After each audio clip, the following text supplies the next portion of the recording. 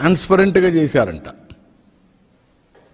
వీళ్ళ ఓన్ మనుషులు పెట్టి ట్రాన్స్పోర్టేషన్, వీళ్ళ ఓన్ మనుషులు పెట్టి మేనేజ్మెంట్, వీళ్ళ ఓన్ మనుషులు పెట్టి లాస్ట్ మైల్ అమ్మించడం, ఇవన్నీ చేసి ఇప్పుడు మేము గవర్నమెంట్ ద్వారా అమ్మాం కాబట్టి ట్రాన్స్పరెంట్గా చేశాం, ప్రజల ప్రాణాలు కాపాడాం.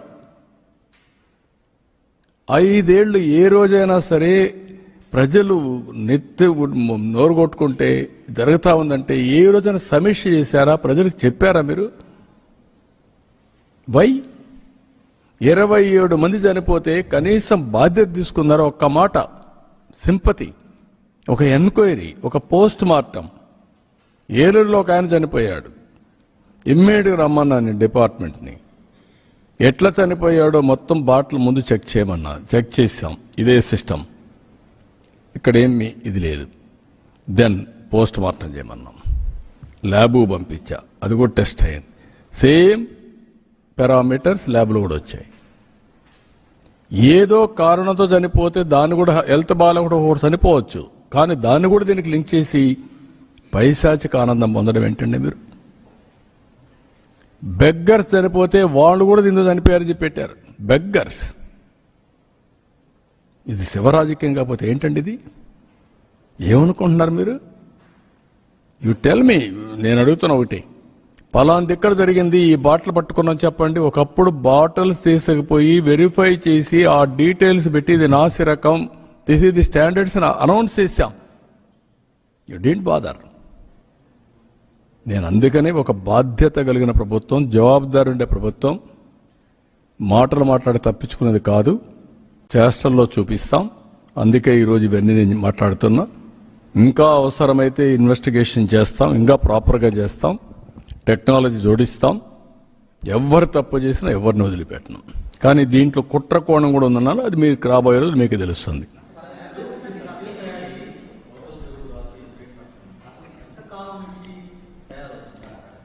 అవన్నీ మీకు ఆ డీటెయిల్స్ వస్తాయి. ఇప్పుడు నేను డెప్త్ కంటే నేను ఆ డీటెయిల్స్ పోవడంలో ఇన్వెస్టిగేషన్లో వస్తాయి అన్నీ. ఎప్పటి నుంచి తయారు చేస్తున్నారు, ఎందుకు తయారు చేస్తున్నారు, ఎవరెవరు తయారు చేస్తున్నారు, వాళ్ళ కథ ఏంటి, అవన్నీ వస్తాయి.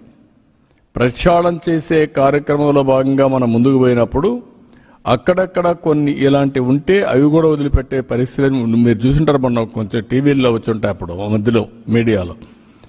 ఎక్కడో కొంతమంది ఇల్లీగల్గా తయారు చేసిన మద్యం ఒక చెట్టు మధ్యలో ఎక్కడ దాచిపెడితే ఒక డ్రోన్ పంపించి పట్టుకున్నాం.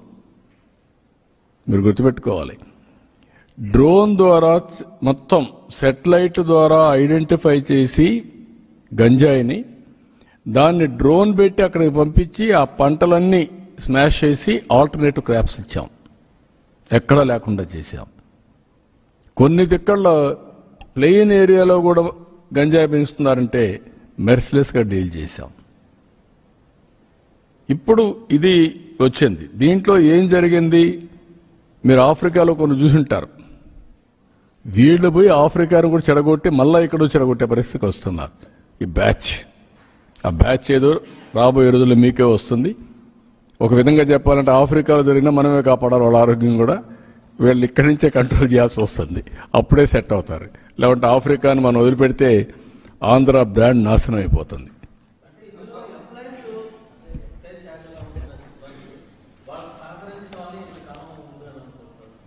అంటే వ్యవస్థ పొల్యూట్ అయినప్పుడు అక్కడక్కడ కొంతమంది ఉంటారు, కొల్యూషన్.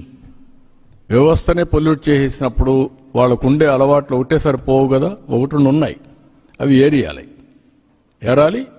మొత్తం మెర్సిలెస్గా తప్పు చేసిన వాళ్ళని ఆఫీసర్లు కావచ్చు, పాలిటీషియన్స్ కావచ్చు, అక్కడికక్కడికి ప్రక్షాళన చేస్తే శిక్షిస్తే కంట్రోల్కి వస్తుంది. Will do it. కాన్స్టిట్యూషన్ కూడా చేస్తాను. టెక్నాలజీ చాలా వరకు నా ఉద్దేశం కంట్రోల్ అవుతాయి. మ్యానుఫ్యాక్చరర్ దగ్గర నుంచి ఎంప్లాయీస్ కూడా చెప్తాను, మీరు కూడా జాగ్రత్తగా పనిచేయకపోతే మీరు కూడా ఇబ్బందుల్లో పడతారు. ఎక్సైజ్ డిపార్ట్మెంట్ అందరికీ చెప్తాను, మీరు కూడా తప్పు చేయాలన్నా చేయడానికి వీలుగాని వ్యవస్థను తీసుకొస్తాం. లాలూచి పడితే మాత్రం మీరు కూడా ఎవరిని ఎక్స్క్యూజ్ చేయం, డెమాన్స్ట్రేట్గా చేసి కూడా చూపిస్తాం. ఆ విషయం వాళ్ళు కూడా గుర్తుపెట్టుకోవాల్సిన అవసరం ఉంది డిపార్ట్మెంట్ మొత్తం. అస్తవ్యస్తమైన డిపార్ట్మెంట్ని ప్రక్షాళన చేస్తున్నాం, ప్రక్షాళన చేశాం. అమలు చేసే వ్యక్తులు కూడా చిత్తశుద్ధి అవసరం. మళ్ళీ ఆ వ్యవస్థని స్ట్రీమ్లైన్ చేసినప్పుడు ప్రతి ఒక్కరు కూడా మ్యానుఫ్యాక్చరర్ దగ్గర నుంచి ఏ క్వాలిటీ అని మీరు పారామీటర్స్ పెడతారో దాంట్లో డీవియేషన్ 0.01% వచ్చినా మీరు కూడా బాధ్యులు.